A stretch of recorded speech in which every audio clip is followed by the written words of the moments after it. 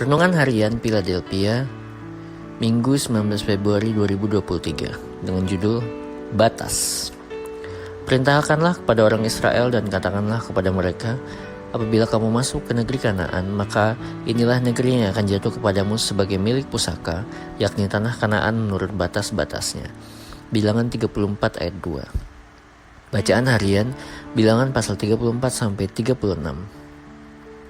Perjalanan bangsa Israel hampir selesai dan mereka akan memasuki tanah perjanjian, yaitu tanah Kanaan.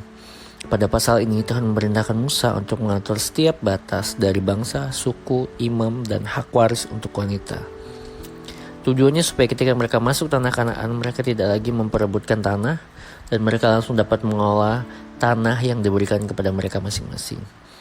Kata batas adalah sesuatu yang menarik bagi kita untuk menelisik sesuatu yang tidak terbatas. Batas berarti pinggir, tepi, hal yang dipisahkan, ujung dari yang berbeda. Dan Tuhan menentukan batas dari tanah bangsa ini supaya mereka terjaga dari nafsu padang gurun yang baru saja mereka lalui, rakus, serakah, egosentris yang akhirnya turunan dosanya kepada ketidakpercayaan. Bangsa ini mengalami hal yang luar biasa.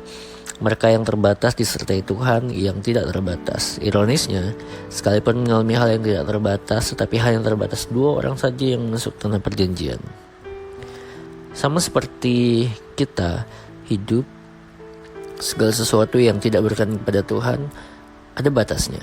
Kita hanya perlu menyadari itu. 1 Petrus pasal 1 ayat 5. Dan hanya kasih yang tidak terbatas. Galatia 5 ayat 13. Refleksi, renungkan apa yang sering membuat kita tidak menyadari keterbatasan kita. Pengalaman apa yang seringkali menyadarkan kita bahwa diri kita ini sangat terbatas. Komitmen apa yang akan Anda ambil supaya Anda terus hidup bergantung sepenuhnya kepada Roh Kudus. Ingat, setiap keterbatasan kita, terhubunglah selalu dengan Dia yang mempunyai hidup kita. Hanya Roh Kudus yang mampu memberikan kekuatan bagi orang percaya. Power statement. Orang-orang pintar berpikir, aku pasti bisa mengerjakan semuanya. Sedangkan orang bodoh menganggap dirinya punya keterbatasan sehingga harus dibantu Tuhan. Tuhan, ajar kami untuk mengenal batas yang dikehendaki sehingga kami semakin berkenan kepadamu dalam hidup kami. Amin.